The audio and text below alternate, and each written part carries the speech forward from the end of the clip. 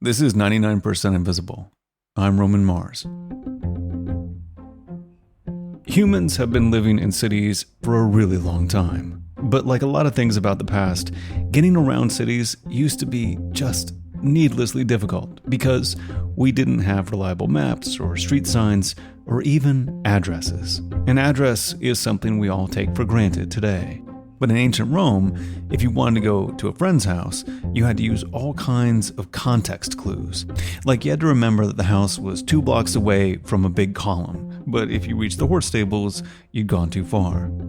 And you had to rely on non-visual cues, like smells and noises. You had all sorts of noise and, street hawkers, and you had different smells. You had the smell of, a meat market. Yes, sometimes you had to use meat smells to figure out where you were going. Maybe one of the ways you navigate is you navigate much more by your senses. You can actually use what you're seeing and what you're smelling and what you're hearing as a ways of navigating around the city. This is Deirdre Mask. I'm the author of the address book, What Street Addresses Reveal About Identity, Race, Wealth, and Power. Deirdre's book looks at how the world has changed since street addresses became popular during the Enlightenment. So today, we're going to take a tour through some of the many ways street addresses shape our lives, including how we fight disease. 54 Frith Street, London, England, the office of Dr. John Snow. So street addresses come up in the 1700s, and they made all sorts of new things possible. And one of the first things they revolutionized was our approach to public health. So can you tell me how addresses related to the cholera epidemic in London? A doctor called John Snow. This is in the Victorian London. He was actually a very prestigious doctor, but he lived actually right next to a slum. And when a case of cholera broke out in London, he was able to track the cholera in the slum. Now, at the time, there was no germ theory of disease, but he had this idea that it was spreading through water. And he was basically able to get death certificates, get people's addresses, do some shoe leather work himself, and trace where everybody was. And then, they sort of were clumping around this pump. John Snow took off the handle of, or not John Snow himself, the government took off the handle of the pump. The cholera epidemic goes away. He was able to use these location and disease to find the source of the cholera. But speaking to modern epidemiologists, I learned that actually what John Snow did in 2 days in Victorian London is actually impossible in huge swaths of the world today. Yeah, you mentioned in the book that countries without good address systems have a much harder time fighting disease. And you bring up Haiti as an example. Tell me what happened there. There was a terrible earthquake, as we all know, in Haiti in 2010, which was followed by a vicious case of cholera that spread throughout the country. And when I spoke to logisticians at Doctors Without Borders who were coordinating the response to the epidemic, basically they weren't able to track down their patients in the same way that John Snow could track down the patients in this London slum, which, severely hindered their ability to stop the spread of the disease. So, it's a complicated story, but basically, if you don't have a way of finally tracking where people are, you don't have a way of finally tracking where disease is. Addresses have a lot of positive effects, like tracing disease, and they make it possible for the government to provide services and things like that. But they also give the state a lot of power, and that power can be abused. So could you talk about, the tyranny of addresses, so to speak? Yes, in the book I talk about the example of Austria during the Habsburg Empire, during the reign of Maria Theresa, who had an issue, a problem, which is that she, was fighting all these wars and she needed good, strong men to fight in the wars, but she was having trouble finding them. So she ended up sending out the military to number the houses in her kingdom, and while doing so, taking a kind of census. And people did not like these house numbers. And it makes a lot of sense when you think about it, especially if you've never had a number before, because numbering is, as there's a scholar named Anton Tantner who's written about this extensively, it's dehumanizing, nobody likes to think of themselves as a number. But also it has this function of if you were able to live your life in relative privacy and then suddenly you're revealed to the state by a number painted on your wall, there is something deeply upsetting in this. So this was a good thing in a sense to get numbered, because often this ushered in positive changes like, taxes and getting around, and people love the post.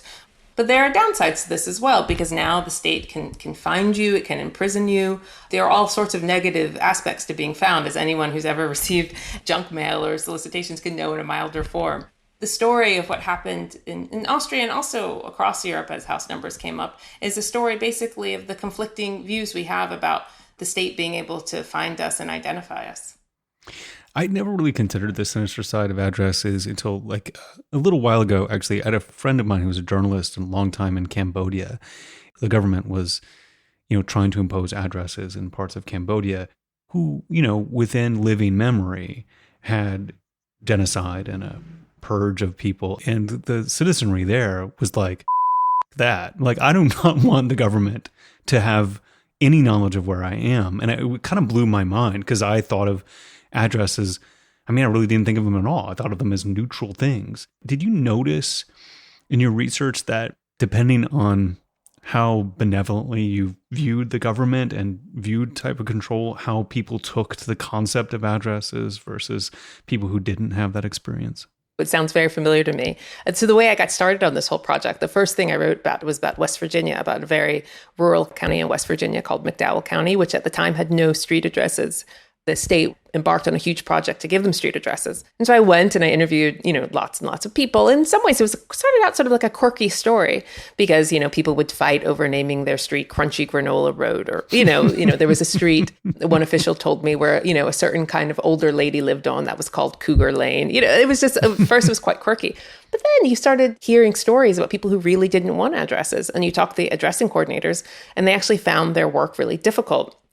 And there were reports of people coming out and meeting addressers with, machetes in their back pockets. And people often would say, oh, those are just, they would see them as being ignorant or backwards or, But you know what? The more I read about addresses, the more I realized that they knew what a lot of other people didn't know, that these addresses weren't just designed as they were being pitched to provide emergency services, even though that's extremely important. I'm not denying that that's not an excellent reason to give addresses, but they knew there were other benefits to the government of being able to finally track its citizens. This was seen as a violent act, actually exposing them to the eye of the state. So I guess a lot of it comes down to how much you trust your government as well.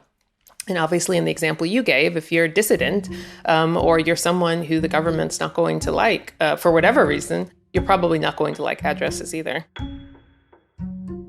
Today, it's believed that over 1 billion people in the world do not have an address.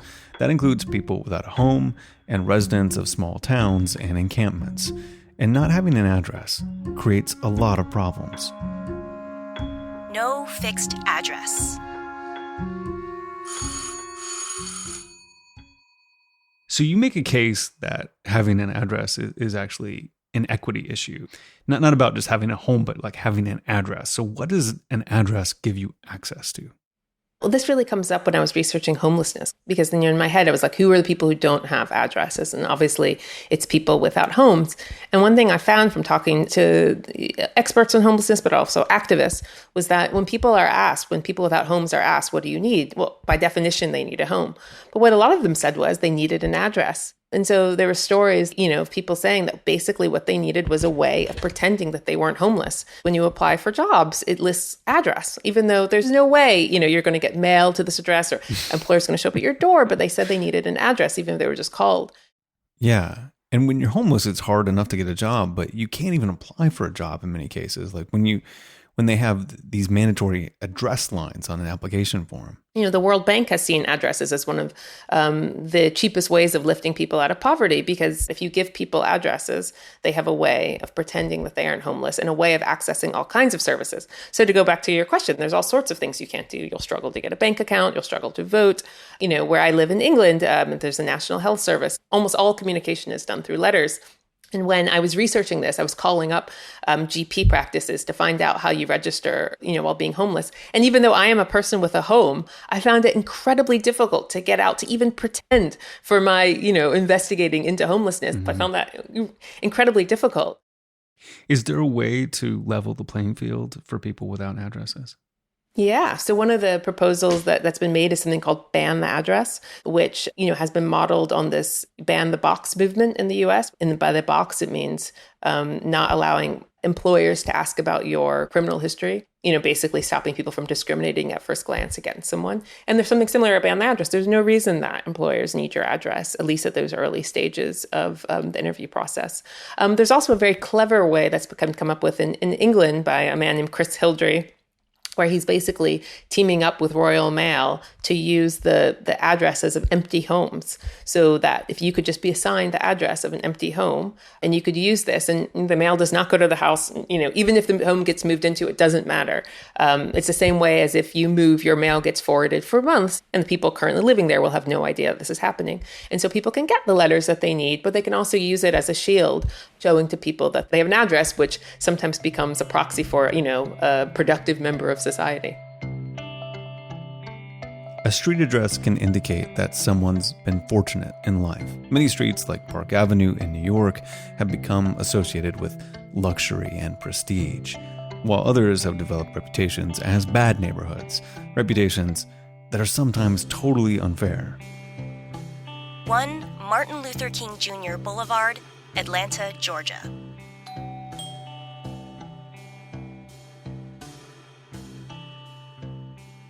There are hundreds of Martin Luther King streets in America. They're often in neighborhoods that are less well off. Why is that? What is the cycle that is created, the idea and the stigma of Martin Luther King? I think the estimate now is 900 streets named after Martin Luther King Jr. In America today. And they're often, interestingly enough, in the American South, right next to the names of Confederate generals. And commemorating a street after Martin Luther King, who was, obviously the most prominent icon of the civil rights movement. Largely, it was Black communities that named streets after Martin Luther King as a way of commemorating him. Sometimes they were put in neighborhoods to inspire the residents. I put inspiring quotes. But in some of these situations, these were neighborhoods that weren't particularly nice, to put a point on it, because of the forces of racism and poverty. And this meant that the name, for some people, was entrenched with this idea of poverty and crime. And it's why Chris Rock, in his stand-up had a routine in which I'm paraphrasing, but, if you find yourself on Martin Luther King Jr. Street, run. It ain't the safest place to be. You can't call nobody, tell them you lost on MLK. I'm lost, I'm on Martin Luther King. Run! Run! Run! The media's there! Everybody laughed. I admit, I'm Black myself. I laughed as well. But, in a lot of ways, it's not funny at all. And sometimes you can track MLK streets and find out about Black America, but also you can find out about the perception of Black America as well. Because one thing I found in my research was that, there are researchers, for example, who have found that if you compare the economic fortunes of streets named after Martin Luther King with streets named after JFK, or even with just main streets, MLK streets aren't that much economically worse off. They're different. They have more churches, for example, or they have more, more schools, because these are white-collar jobs that were open to Black people. But they weren't any worse. And one of the conclusions that I come to when I write about this is that, yes, a lot of these streets have suffered, but also perhaps we think of MLK Jr. streets as dangerous streets because they're Black streets. And we're always going to associate Black streets with being dangerous and poor and neglected. And thinking about that is another way of thinking about race in America today. Today, more and more streets around the world are named after famous people from history. And this is why street names have become a proxy for so many arguments about who we are and what we stand for. The British Embassy at Firdausi Avenue and Bobby Sands Street, Tehran.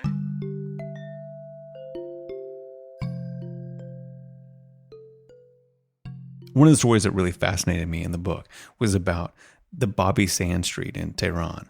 And there's this incredible tense history between the UK and Iran. And making a Bobby Sands Street seems like a real provocation. How did it end up that there's a Bobby Sands Street in Tehran? Yeah, it's interesting.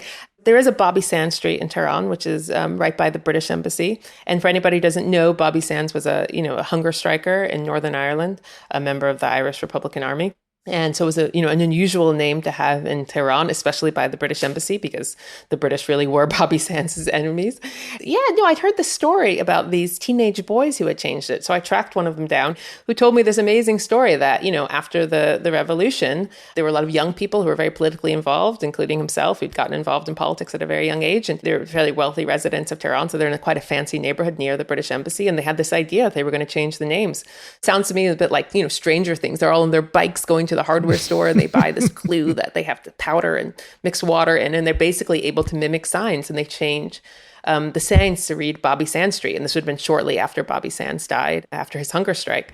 The city later ratified it, and there's Bobby Sands Street. And weirdly enough, for a hunger striker, there's a Bobby Sands burger bar Oh my God. also in Tehran. And the reason I found this fascinating was that it's just a light on commemoration. Why does this matter? And in fact, we know it does matter because the British embassy actually ended up opening up a new entrance so that they didn't have to be on Bobby Sands Street, which I believe used to be Winston Churchill Street, so they could have a new address because obviously they cared.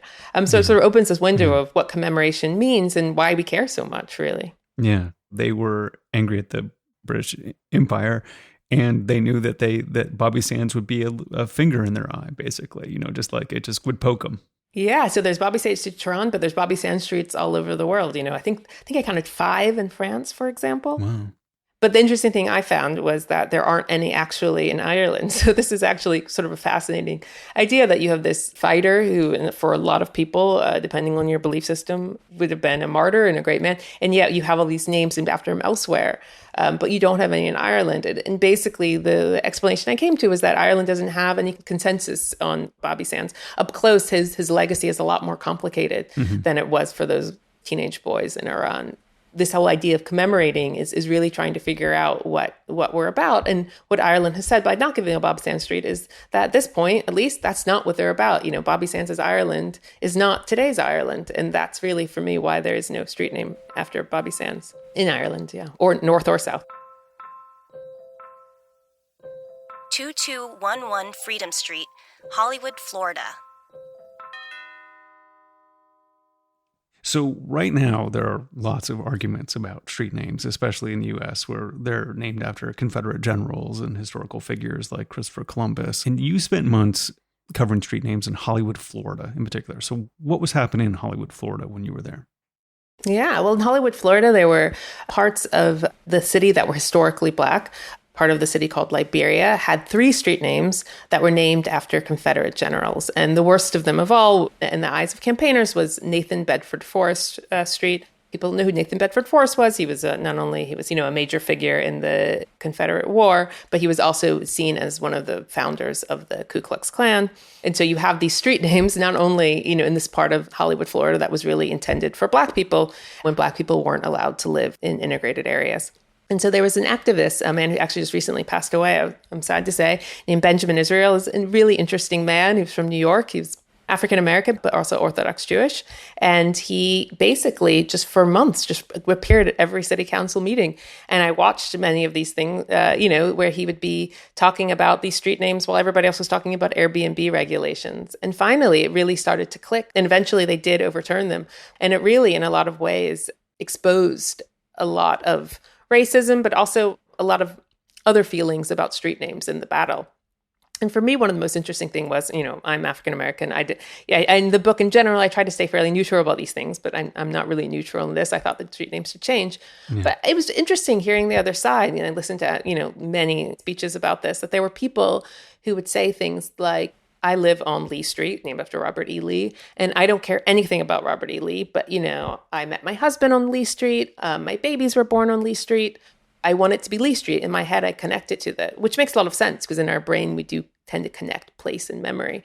So it makes sense to me. I'm not actually promoting Lee. I just like the name Lee. And I think that now the conversation has changed. And it's like, we can't just, rest on this nostalgia argument, even if you say you're not actually racist. And I actually believe this. I don't actually think this, for a lot of these people, this was a show of racism. But it's just this idea now that I think people are having this thing, well, we just have to change them.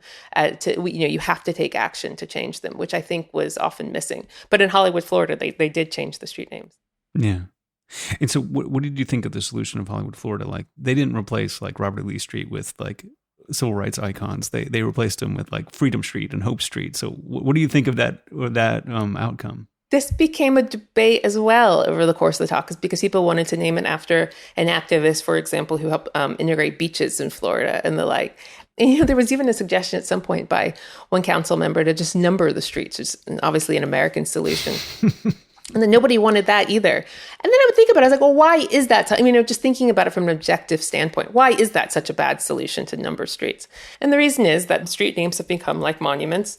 a way where we preserve our memories. And there have been a lot of historians, Pierre Nora comes to mind, who talk about history moving incredibly quickly. This idea of the acceleration of history, that things just change so fast that we really have to start salting away and packing away our memories into things so that we don't forget when things start to change again. And I think that's why suggestions like numbering don't fly, because it's not just that people don't want Robert E. Lee's name down. They want to make a statement, and they want their street names to make a statement. So it's not simply about the taking down, it's the putting up as well. And so hope, liberty, and freedom ended up being something that united people in some sense. But yes, the bolder move would have been to actually name it after an activist who actually, fought against the principles that the Confederate generals were aiming for. Yeah. And you think that solution is okay, like that compromise of freedom, hope, and liberty? I mean, yeah. I mean, it's interesting. I mean, it's not really for me to say whether it's okay or not. But at the same time, I mean, people often decry these arguments are terrible. I mean, I like these arguments. I mean, as I say in the book, arguments divide communities, but they make communities as well. If we didn't have these arguments, they simply numbered it, if they simply changed it. I think actually there's a lot to be gained from people talking and listening. And even now, I know people don't often listen, but, there's engagement there. There's an exposure there. We're trying to decide what these things mean for our society. And for Hollywood, they decided that hope, liberty, and freedom would be great. I mean, obviously, in a lot of ways, I think it would have been even better had they pushed it further from my own personal perspective. Yeah. But, I do like that there's this process through street names often that, exposes what people believe and what they believe their community is about. And I think that's valuable. As more of our life becomes digital, are our physical addresses becoming obsolete? More with Deirdre Mask after this.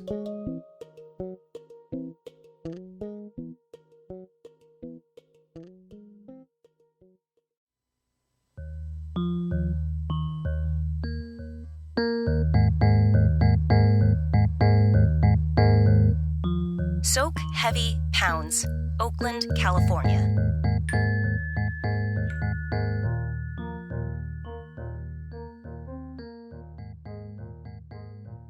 We don't really need addresses anymore. You mentioned this, that there are ways to get a driver's license or pay your taxes. You can do a lot of stuff online. Could you imagine a world without addresses in the future?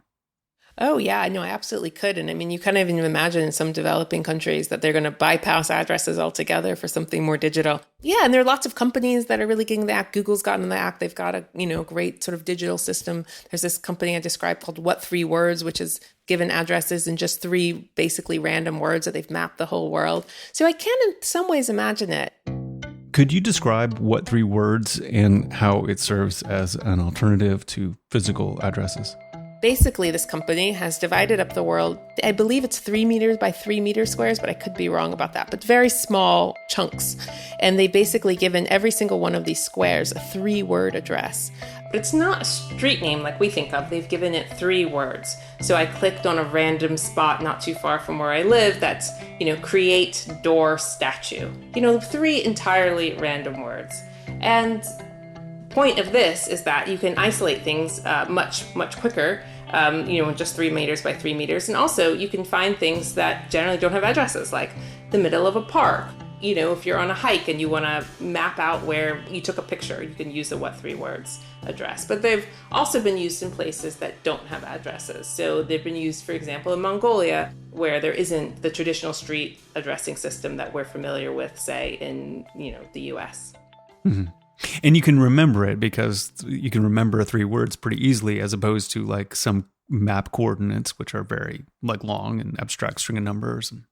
But what is the limitations of something like What 3 Words? Well, I mean, one of the limitations, I think, of all of this is that I spoke earlier about how, the state was in control of addresses. But in a lot of ways, we tend to trust states more than we trust companies. I mean, let's see if that's true anymore. But but in general, we do this idea. So you have a company like What 3 Words, which I think has come up with this sort of brilliant invention, but they are a private company. This What 3 Words technology is bound up in patents. Using it, you can't use them as freely as you could use your addresses. Right. It does mean that you're sort of beholden to a private company to find out where you are in a lot of ways. Right. And that something about that makes me really uncomfortable. Also, it takes away the meaning. We talked a lot about these commemorative street names and, how street names have meaning for better or for worse. Addresses are sort of the way we navigate the world and we connect ourselves to other people. So one problem with a lot of these digital addresses is that you become a string of numbers, or in the What Three Words case, a string of words that don't connect us to our neighbors or don't connect us to our communities. So I think it has many uses, especially for places that don't have traditional addresses or for these other uses. But I still would like to hold firm to our traditional addresses.